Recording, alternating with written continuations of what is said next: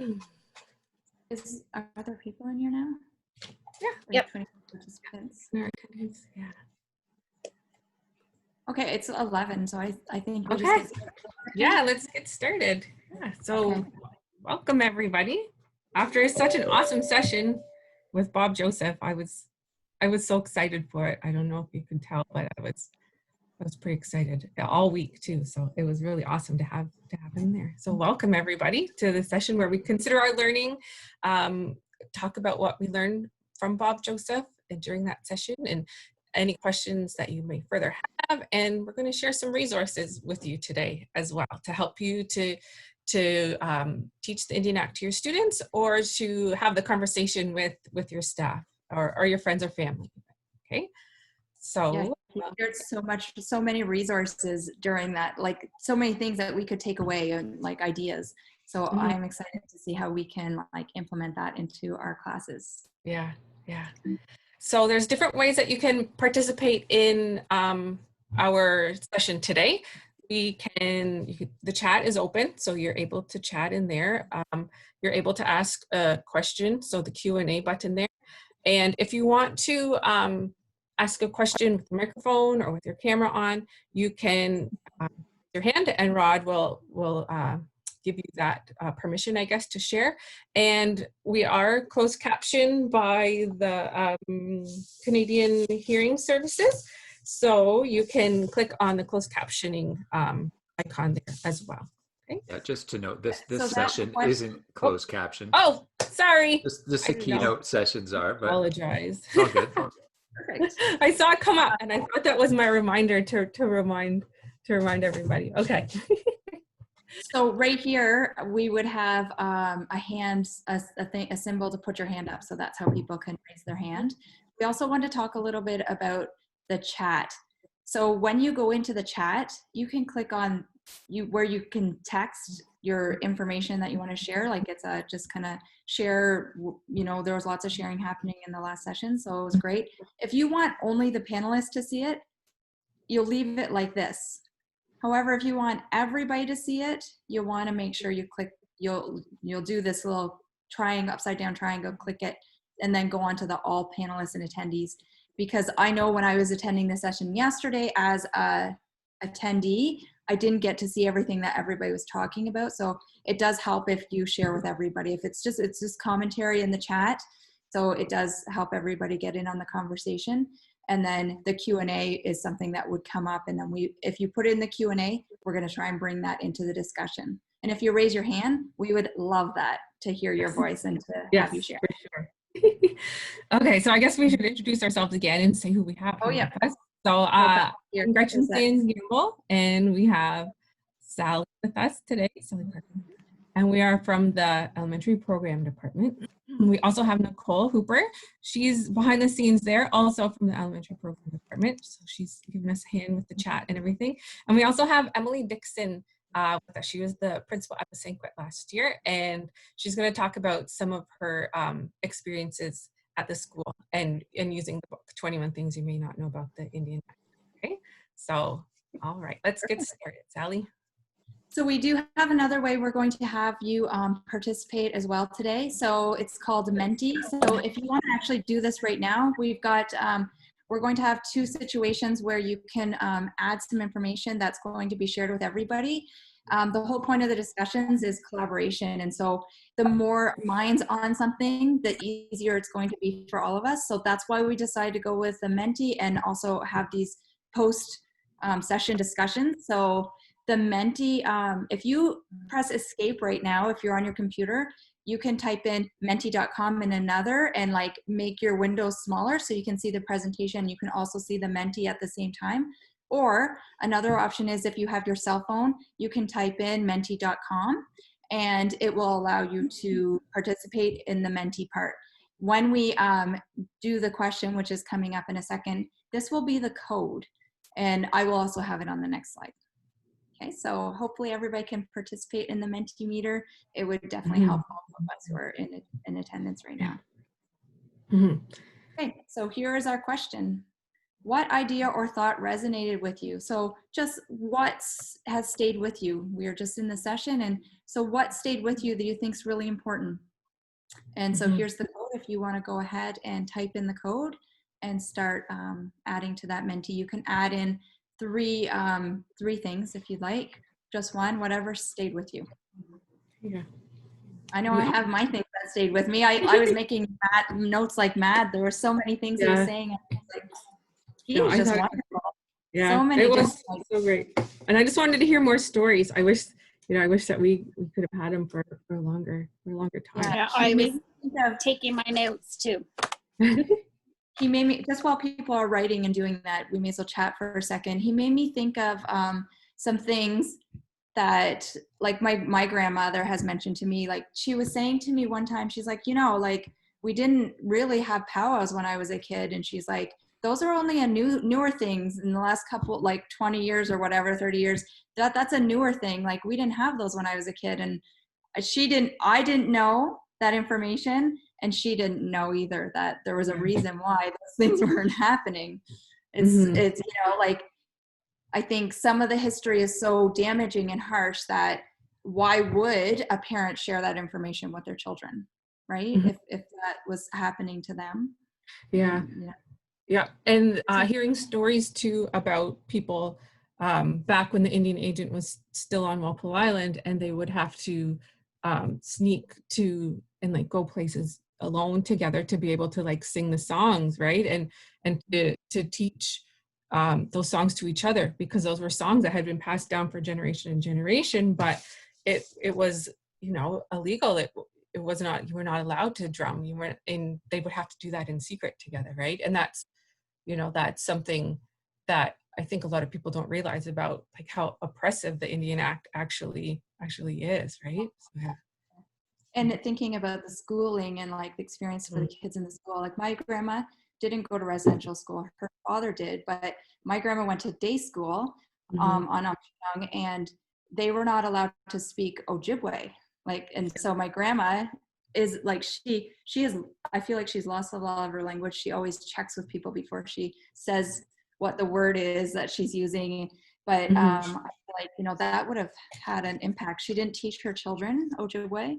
So, there's a lot of damage that school can do if it's not, well, we've heard from what the intent of some of the schooling was. So, yeah. Okay. Yeah. I'm gonna go to Menti.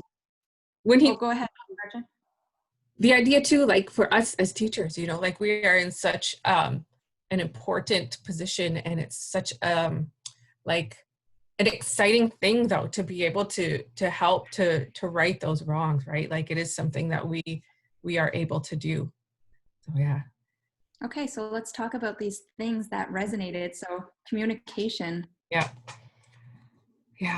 And that's that's it there.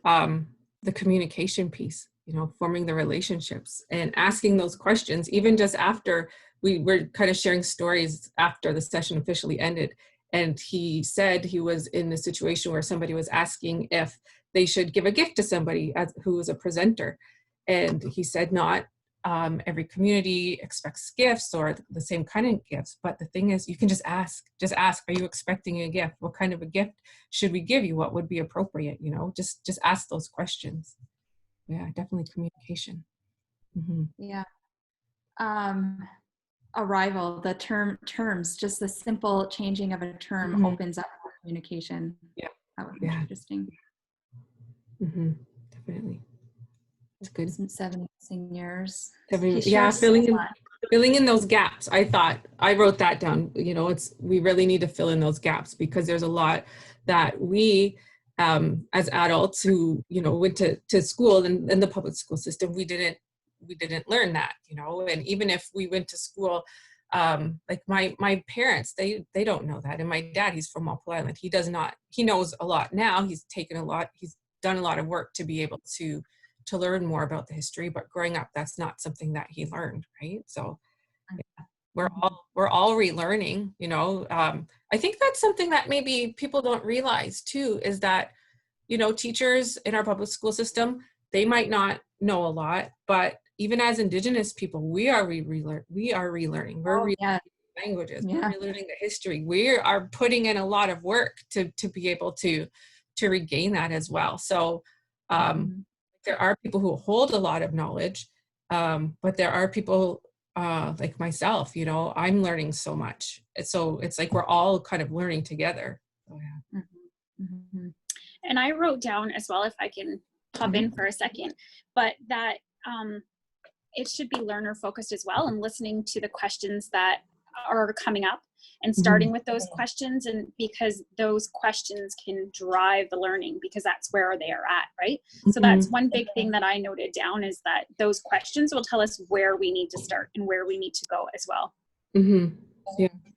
And I think even if we think about our own gaps in knowledge, right? And if we're learning it, we can share that as we're learning it as well.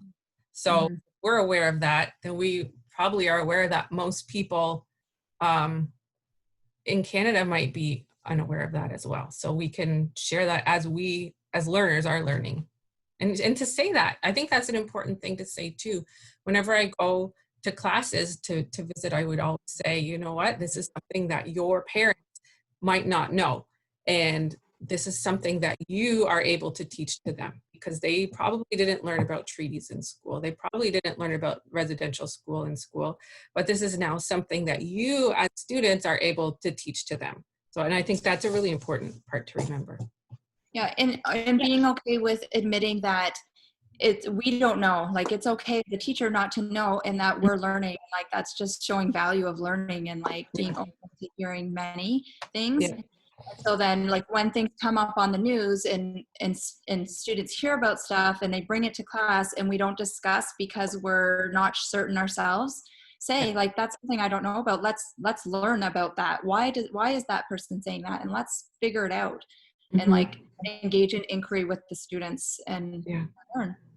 Yeah. And I think in those situations too, where I think in those situations where we're learning like that, I think that it's really important to show to your students that you are getting information from many different voices as well too, right? So there's something in the news and we're only, you know, hearing one voice. We really need to make sure that we're reaching out and looking for resources that include Indigenous voices in that learning, just to make sure that, you know, voices that haven't been present in our schools in the past are present now. Yeah. And I think it's also that whole shift of not just shifting our thinking about this, but shifting our comfort levels and our thoughts about how to be comfortable with the uncomfortable, because we are going to get those questions that we don't know. And that, like you said, we have to be vulnerable in those moments to say, yeah, I don't know that, but we're going to learn it together. And I think, like you said, that is so important. Yep.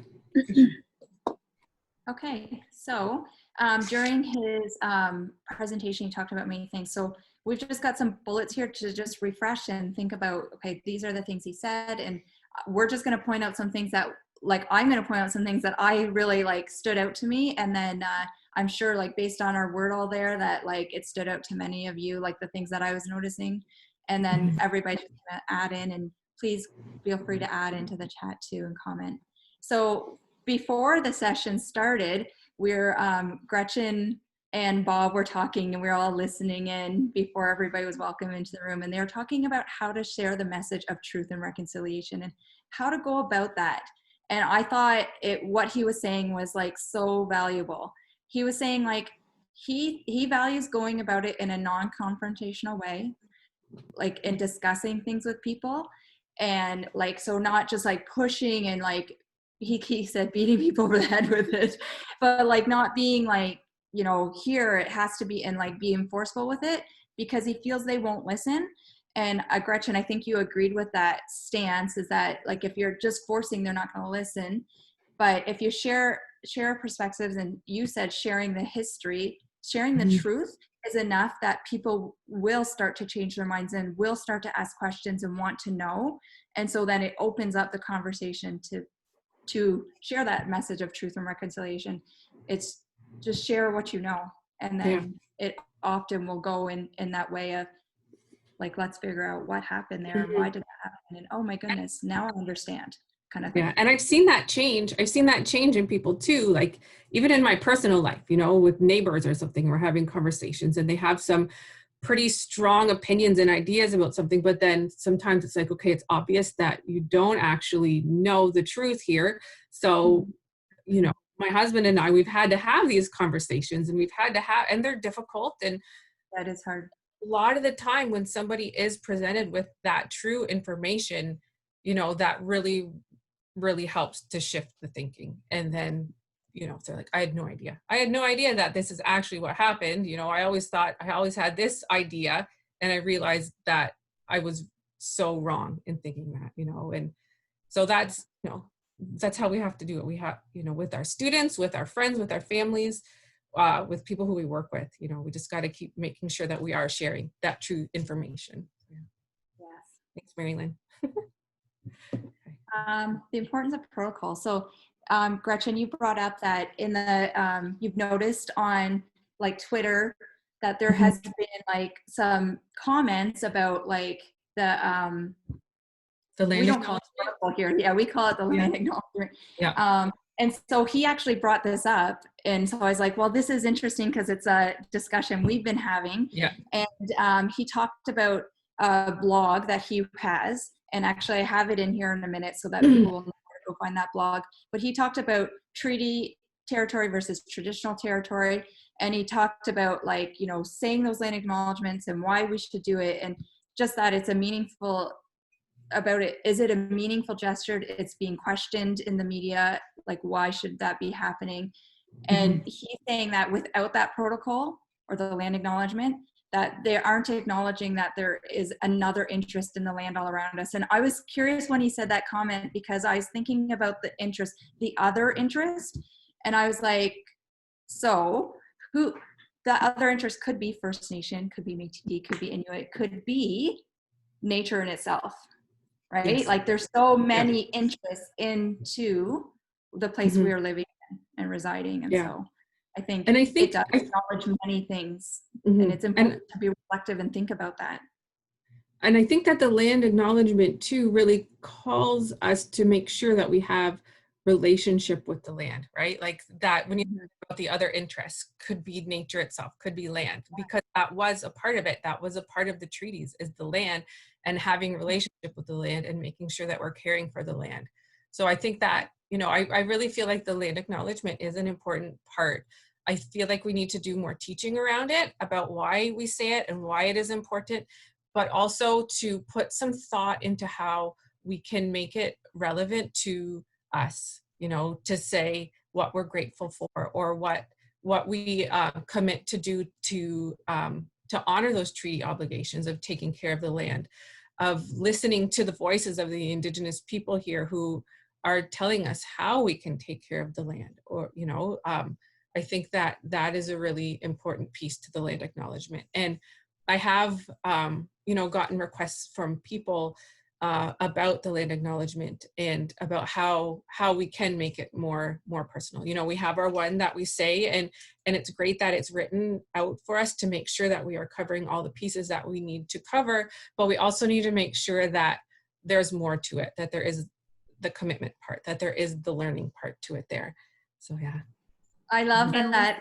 I feel like as a board, we are growing together and we're evolving. I love it. Like it makes, you know, like our discussion has gone away from, you know, what is land acknowledgement to now like, let's make it meaningful, and like, why are we doing this, and thinking about it more deeply. And like, I'm excited to see what maybe some teachers might come up with this year around land acknowledgement with their students, and the importance of our environment and where we live and our connection to everything that is in our environment. So I'm excited about that. Yeah. And oh, go ahead.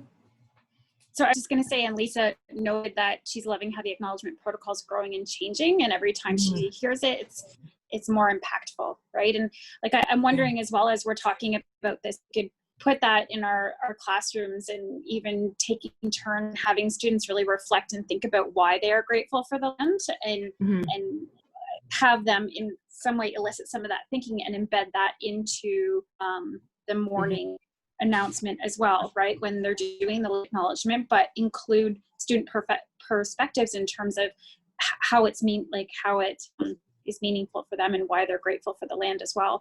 And kind of, you know, brings it to the students to really reflect on why we're doing that.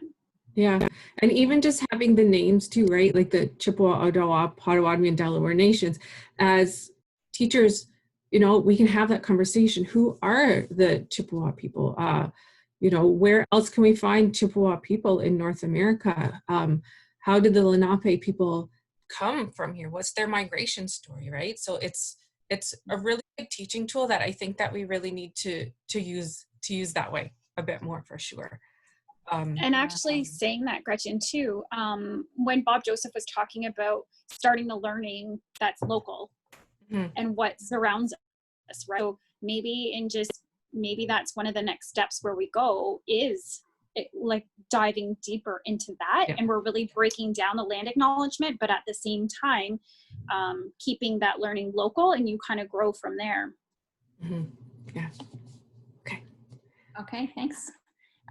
So developing relationships and intercultural relations, I think this is the key. So I was lucky enough to go with Gretchen. She invited me to go, and I really enjoyed, because I'm very interested in math, obviously, and I got to go to, was it Lakehead University, which it wasn't in Thunder Bay, it was in a really, it was a satellite campus.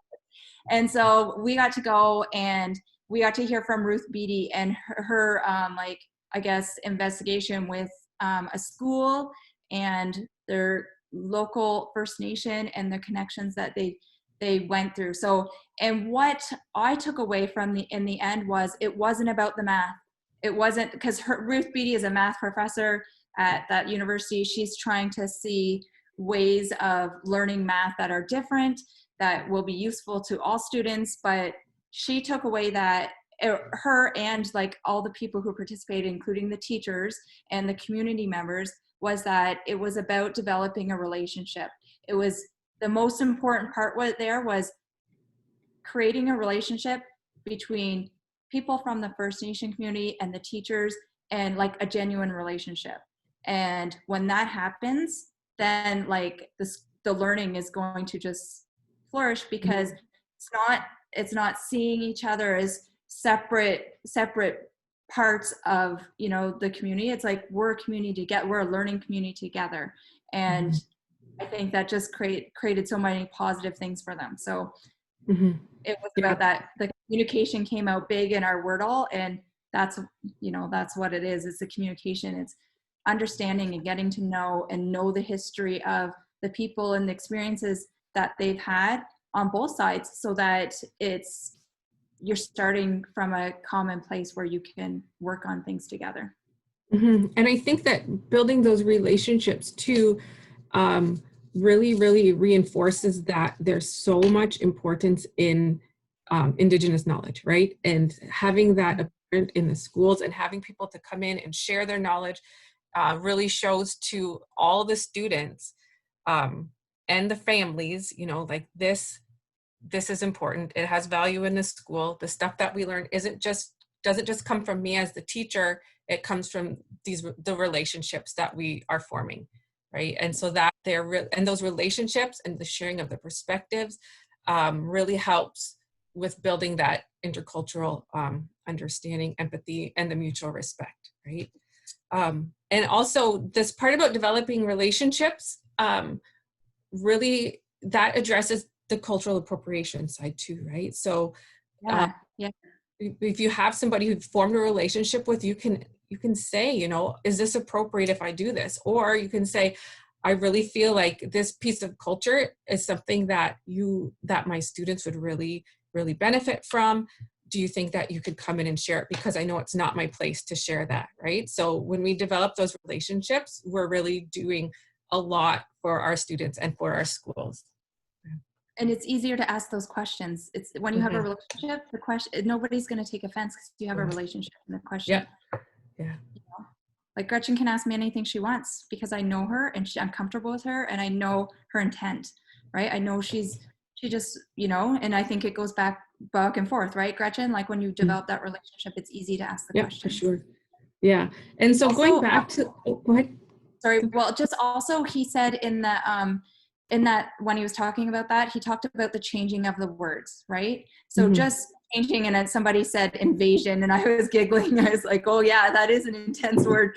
So changing like the discovery word to, you know, arriving, and Arriving. like changing those words, thinking about the connotation of those words, because they do have an impact, and starting Yeah. from a place where the it's a neutral, it's not a, you know, it's not a way. Okay, we better keep moving.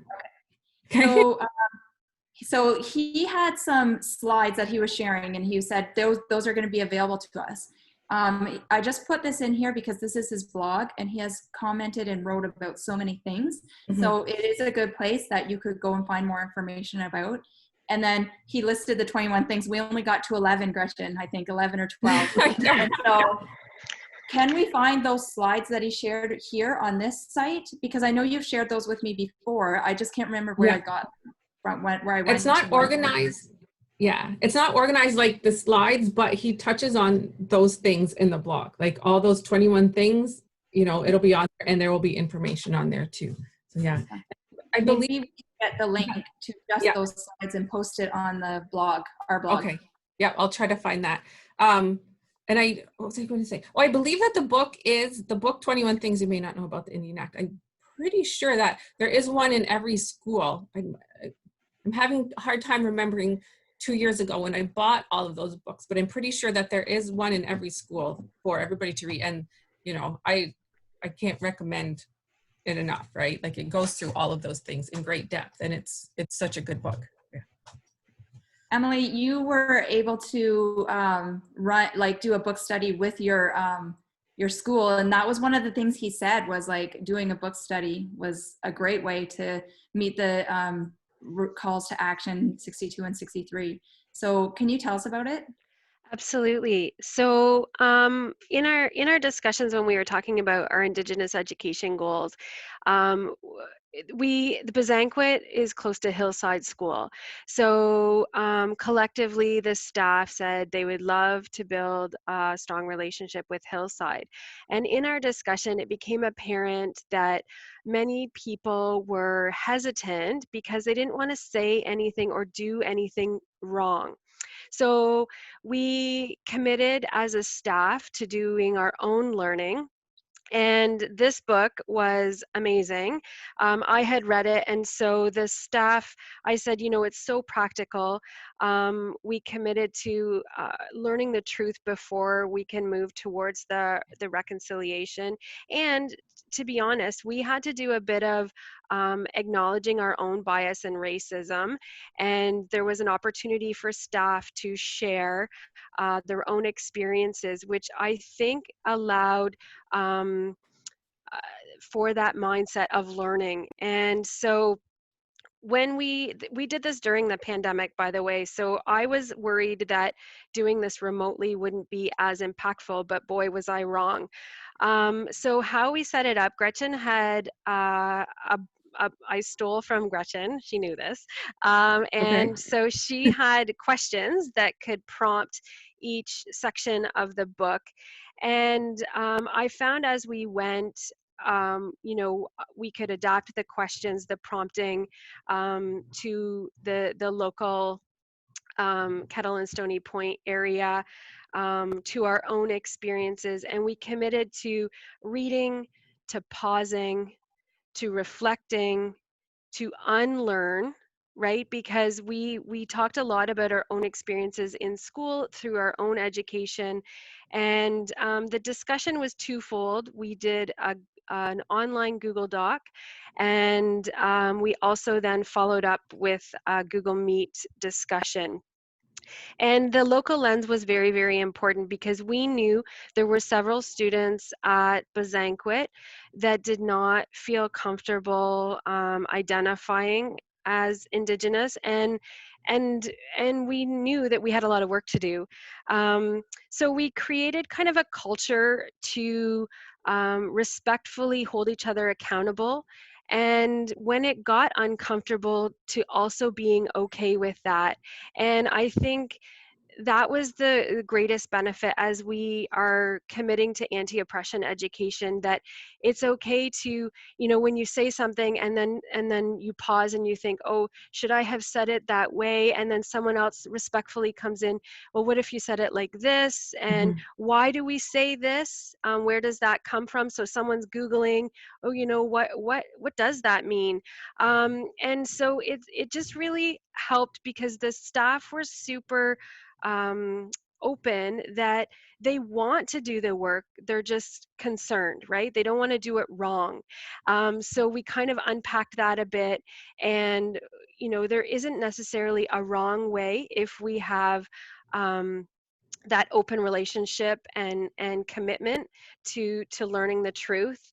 And the last thing I just want to point out is that it exploded in terms of I wrote out a quote. So we made 53 pages of notes from our book study, and one of the staff wrote, I'm ashamed of my gross misunderstandings. I'm appalled at the treatment of the Indigenous people, and I commit to doing better. So this was the kind of epiphany or push that the staff needed to feel more confident in leading these discussions with students. You know, we were tired of doing the checkboxy, grab some books, throw them in the learning commons, let's do Orange Shirt Day. Like, we knew it needed to be deeper than that. And this book was amazing, and not just points out aspects of the truth, but the calls to action, which we then committed to at the end of the book study. So I'll leave it there. Yeah. I love hearing that, and I love the quote that you shared too, right? Like that there is so powerful.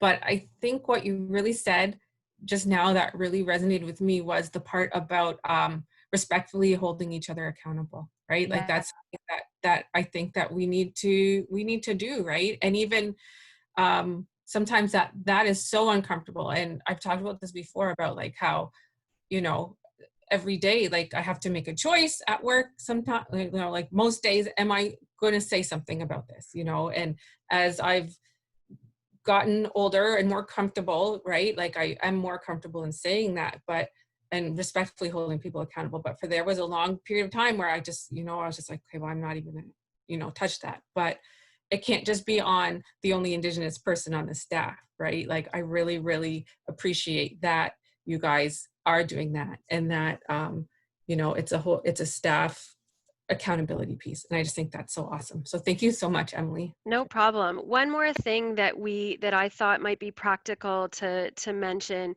is we also discussed scripting, because again, in that discomfort, it's hard to find the words, and when you know there's emotion involved. So something that we came up with is if someone says something that you know not to be true, a good starter is something like, oh, what do you mean by that? Or tell me more about that. So it's not this like, you know, necessarily conflicting, and then you can kind of, you know, ease in about your own learning. And so those were the practical aspects that I thought were beneficial. Great, thank you. It's nice to be able to have a supportive environment to have those conversations. So making that agreement in the beginning allows for that to happen. Yeah. That's wonderful. Yeah, I think that's so good.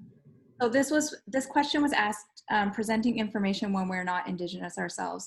And so his response was like communicating, connecting with with the community that's, you know, your community, your like, or not yours, I guess the First Nation community that would be connected closely to, like yours would be going to Kettle and Stony Point from Besanquet, right? So I think you kind of answered that, like connecting and making those genuine relationships, so that if it is something you can, if you're not sure, you can ask, or if it's something that you shouldn't be presenting, then having somebody that you know come and do that. Yeah, and we have like on our board, so I'm the elementary special projects teacher. I help elementary teachers with secondary. It was Denise Helmer Johnson, but we have a new special projects teacher for secondary, and so that is Jawan Shagnash. And so you can reach out through our board mail. We're in there. So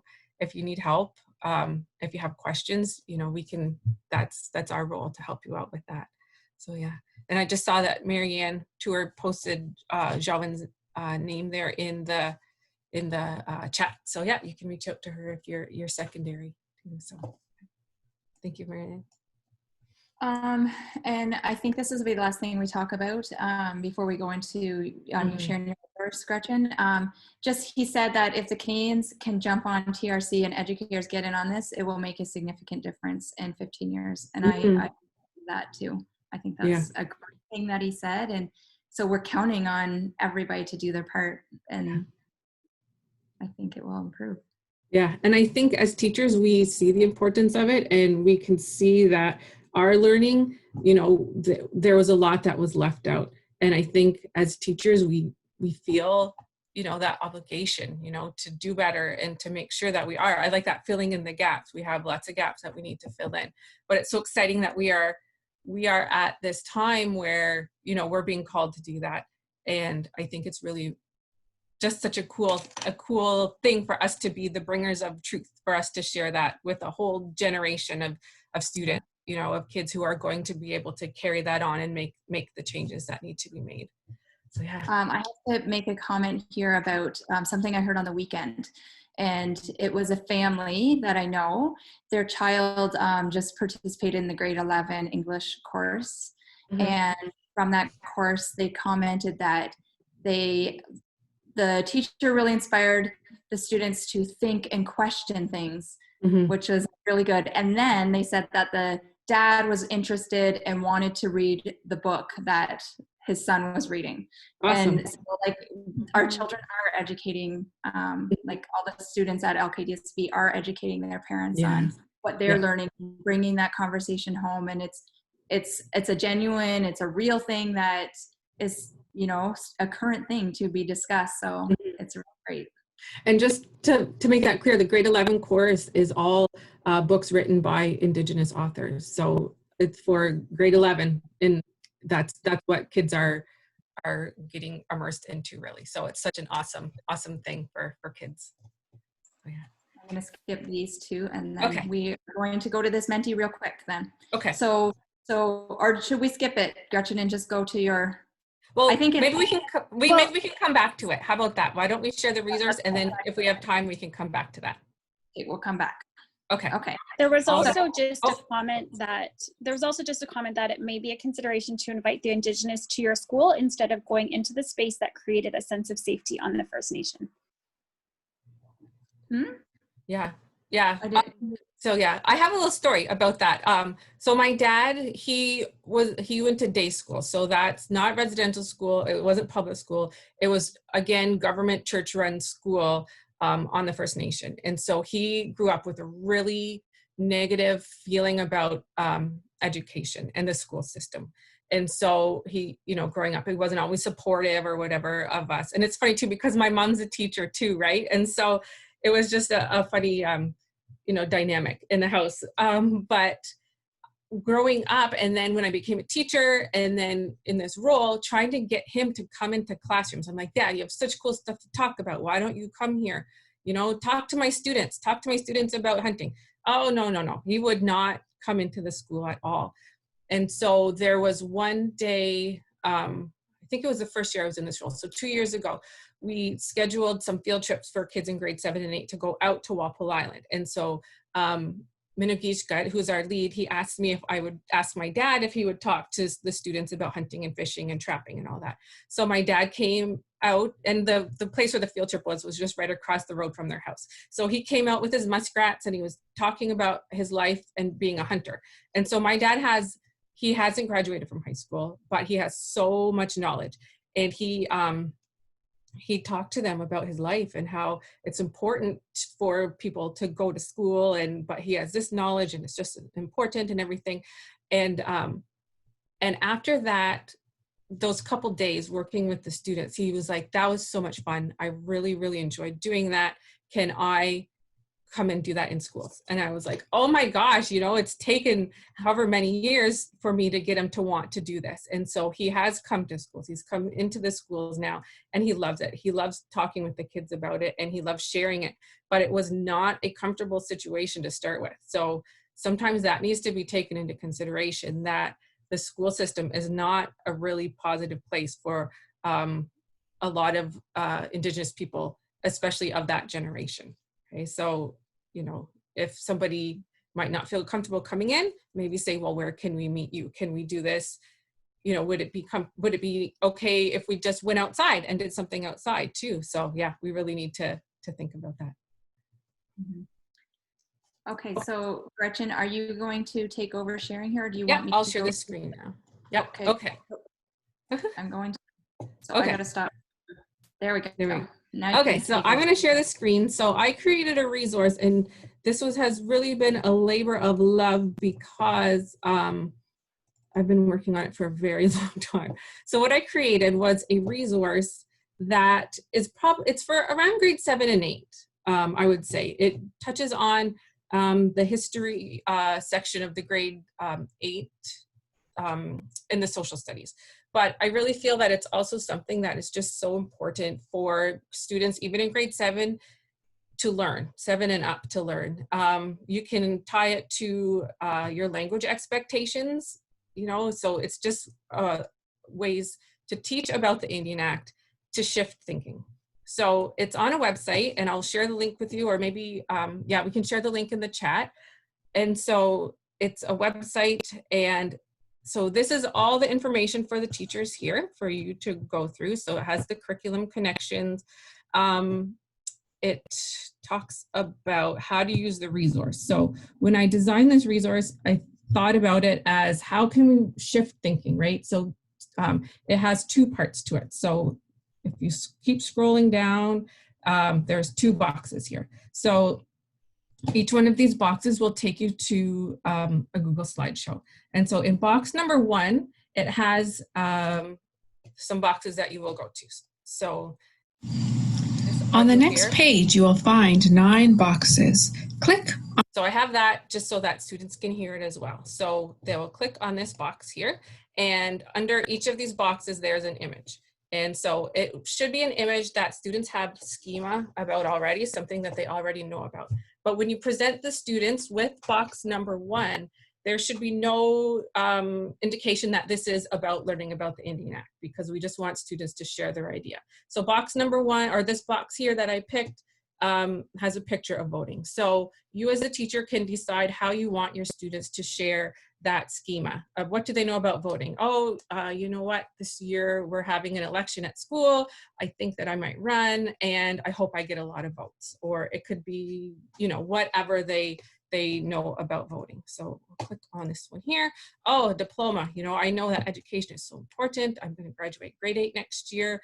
I'm going to go to high school. I hope to go to university so that I can be a veterinarian when I'm done school. That's a lot of school, but you know, so their ideas, their own writing. So, and then it'll take you back. So once you've kind of had that discussion, you could do it as a group. You could have your kids do it on a Google Doc that maybe you've created for them and sent them back to you. I think it would be really important though to have a bit of a discussion about what was in the box. And so next, after you do that, then you'll go to box number 2.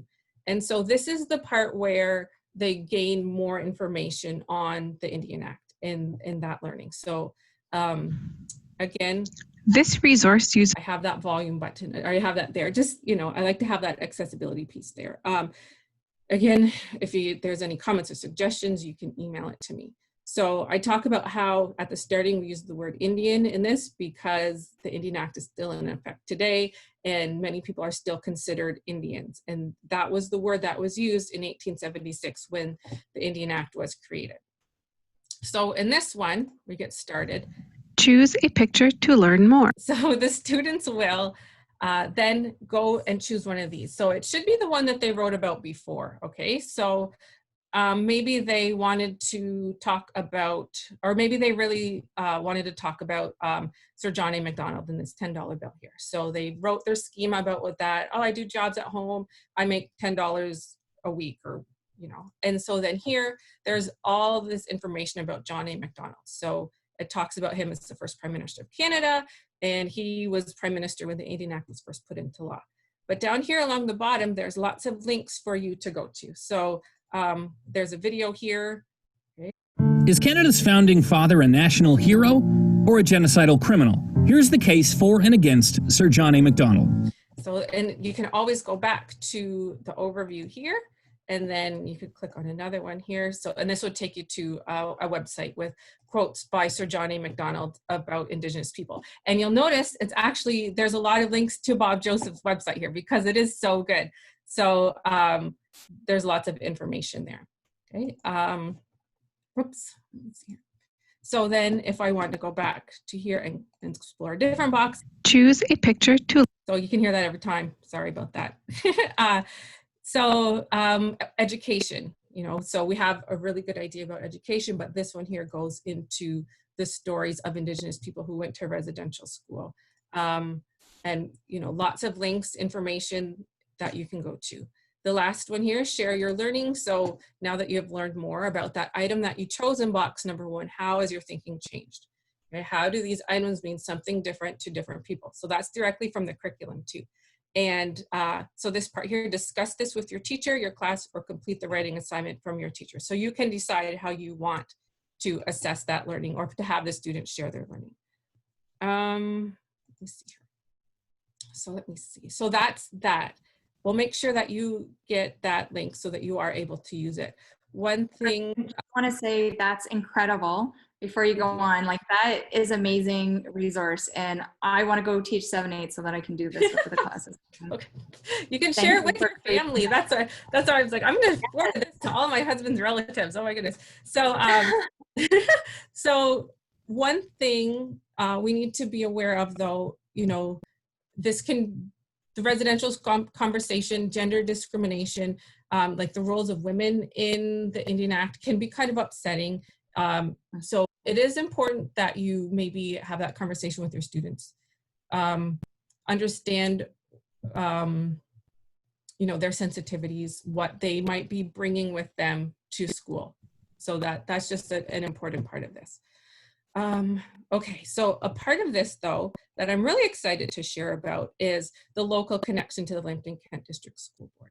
So we were able to, last year, we were able to record a few films to use as resources for teachers in their classroom. And so this one here, we're going to share it with you guys now. We haven't really shared it with too many people yet, so you guys get the sneak peek grand debut here. Kevin McGlade, he's a filmmaker. I believe he lives in Port Lambton. He came out to Walpole Island. And so Walpole Island has a really cool distinction because they were the first First Nation to get rid of the Indian agent in the First Nation. And so the Indian agent was a non-Indigenous man who was appointed by the government, who was there and had control over everybody's lives, everything. Like if you needed medicine, you needed to go to the Indian agent. If you wanted to leave the reserve, you had to get permission from the Indian agent. And you can find out about all this in this resource too. Okay, so I'm going to share the video now. Let's see here.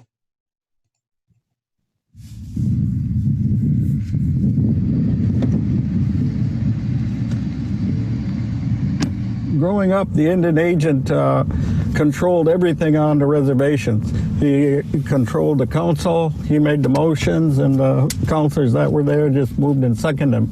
But he was a complete boss at that time. And once a child turned the age of 7, he no longer had parents, or she no longer had parents. They all belonged to the Indian agent through the Indian Act way back then.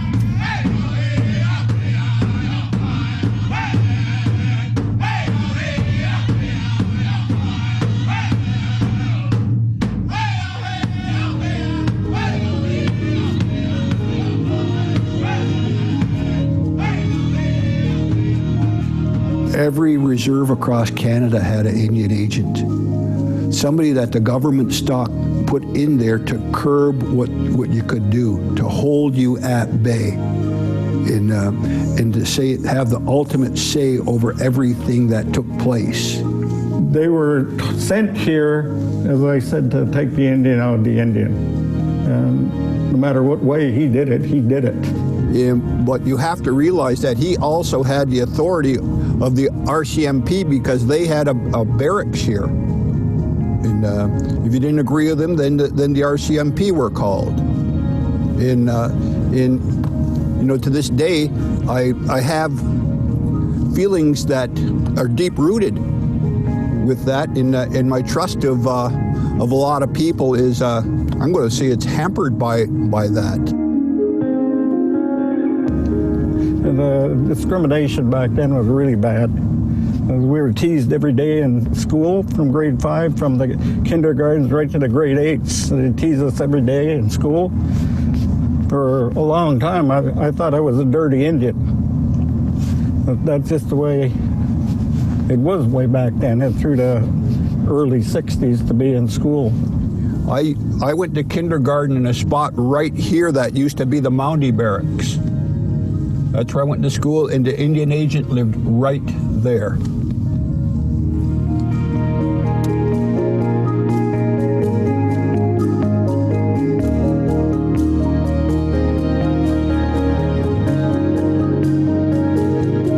You can't thank these men enough who stepped forward at that time and took the stand to rid, I'm going to say, of tyranny, of abuse, I'm going to call it. My dad took me to all those meetings behind closed doors with counselors that were going to vote to get rid of the Indian agent. I was there. The night they had that meeting, I didn't get to go to the council meeting because there was going to be a lot of flare-up with some of the counselors that enjoyed working with the Indian agent who said he wasn't doing wrong. So I didn't get to go to that. But when Dad got home that night, they were getting ready to head to Ottawa with that resolution they had, and they were there when they got to Ottawa, when the doors opened. They got to go in and see the Minister of Indian Affairs, and within 2 hours of being there, it was already passed, and the Indian agent was waking up, and he got the call from the Minister of Indian Affairs telling him he was no longer the Indian agent on Walpole. He had to pack up and leave. And I went to the first council meeting with my dad, and I'm pretty emotional for me, you know, from what my dad had did. So I'm very proud of that, to be a part of that.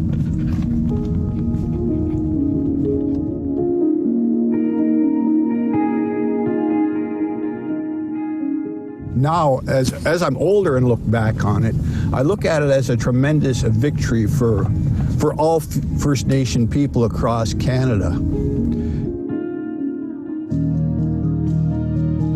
The removal of the Indian agent meant a freedom here for us to start to govern ourselves, to be people who we are supposed to be, and to just have say what was ours. And do I have emotional feelings today? Yes, I do, because I was robbed of a lot of things. I was robbed of learning the roots and different things that we could have used for medicines. I was robbed of language. I was robbed by a person who ruled over us. But also at the same time, you have to realize that I've learned to forgive. Those emotions are deep, but forgiveness is one that has to root out those things in order for you to go on.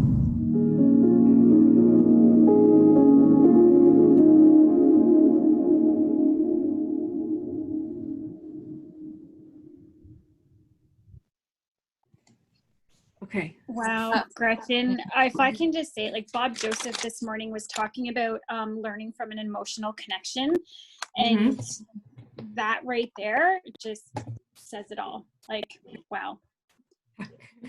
Okay, good. No, I'm so glad that, you know, that we can share that, and that, you know, that you're feeling that emotional connection, because that's a local story, you know, and there's so many stories like that in the 4 First Nations that we have in our school board area.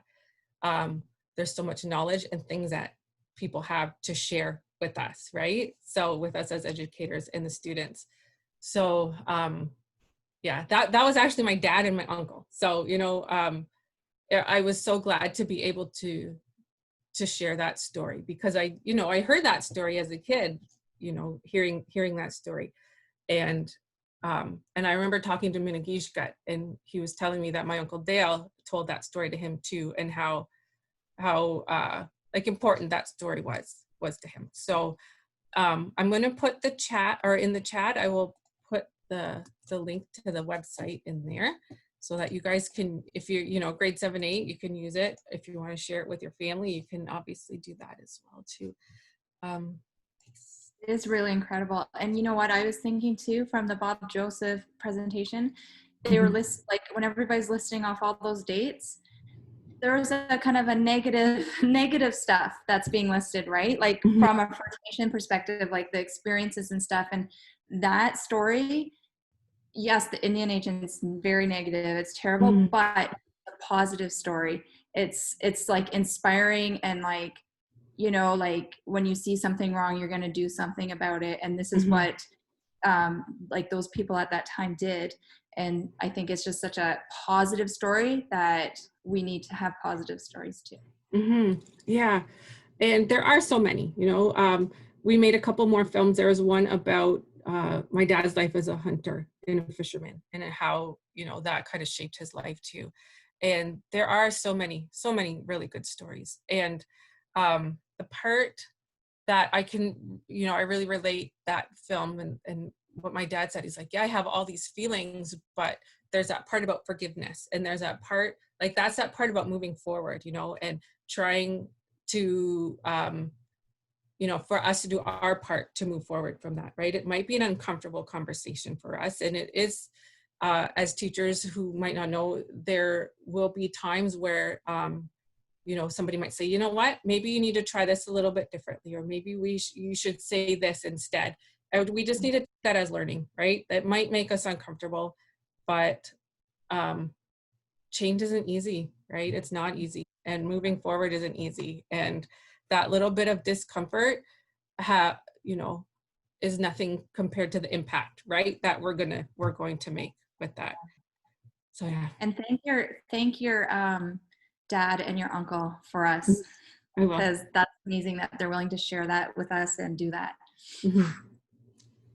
Yeah. And Laura says provides hope for change because attitudes can change, right? And I know Bob Joseph in his book, that 21 Things About the Indian Act, says, you know, we need to, just being here is evidence that everybody here is willing to open up their minds and open up their hearts for that change to happen, right? And whether you're uncomfortable even in saying some things and admitting that, you know what, I don't know the true history and I have a lot of learning to do, just taking that step to actually being there, listening, is evidence that you're there, willing to open up your heart and your mind to help make that change.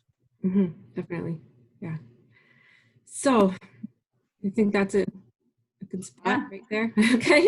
So do you want to share your screen again so we can talk about what's coming up? Or if anybody has any questions, right? Like, we're still open for questions here or anything. Gretchen, there was a question right off the hop, but it just wasn't the time to ask. But James had said how to include Indigenous technology in his classes, particularly as he has Indigenous students in his class. Yeah. So again, reach out. You can reach out to Jawa and Shavnash, because I believe if you're secondary, James, who I'm thinking of, if you have, you know, if you want somebody to talk with your class, to visit, probably, you know, virtually right now, we can help to set that up. Look for resources created by Indigenous people. Sometimes it's not always easy, or, you know, it might not be an opportune time to have somebody come and visit in your class. Try to find those resources, you know, created by Indigenous people. Like Bob Joseph said, there's lots of really great things on YouTube. Oh, I sent it all panelists. Sorry, I had the link. You can find things online. You can find so many books. Goodminds.com is a really great resource to go to find resources created by Indigenous people. So yeah, I reposted the link. I think, did everybody get it that time? I just posted it to the panelists last time. And also yesterday, Dave Cormier was saying that discussion is content too, right? So in your classes, you don't have to have that product that you make a canoe like Indigenous people would have made. It's not about that product, that tangible thing. Discussion is content, and discussion is very rich in itself. Yeah. And there's so much more learning in that conversation than there is in, making a wigwam out of paper or, something like that, right? Like there's so much more important learning in the conversations, in hearing the voices of Indigenous people, whether it be through a visitor or whether it be through reading books or watching films that are created by Indigenous people. There's lots of ways to share those voices. So yes. And I've been thinking about James and his situation, and I feel like there's lots of stuff happening likely in the First Nation with regards to construction and tech. So just asking the whole class, what's happening around you, and bringing those things that might interest them into the class, and then start talking about the connection to whatever the course material is. Look for the connection, right? Yeah. And it doesn't always have to be historical either, right? Yeah. Because I think that, we think about Indigenous people and teaching Indigenous history in school and having the social studies curriculum, but it always seems like it's in such a history kind of thing, right? Mm-hmm. It's okay to connect it to your language, like that way. There are so many awesome current artists and authors and musicians who are all Indigenous, and to embed that into your just everyday classroom is a great way to ensure you're including Indigenous voices. Yeah. Okay. So this afternoon at 1 p.m. we have Kate and Teen speaking with Heather Work about productive math talks. And I know that's a big conversation that happens whenever an instructional coach comes into the class. So I think if you're interested in that, I think it would be a great listen-in. Heather has so much awesome information to share. I've learned so much from her in the last year, I'd say, and a half that I've known her. And so I would really encourage you to go. I will be there. I'm excited for it, actually. So yeah, I'll be there. Yeah. So thanks everybody for participating today and sharing thoughts and joining us. This was a really important conversation, and send me an email. I love to talk about this, so I will continue the conversation with you. Yeah. Thank you. Thanks, Nicole. Thanks, Gretchen. Yeah, thank you.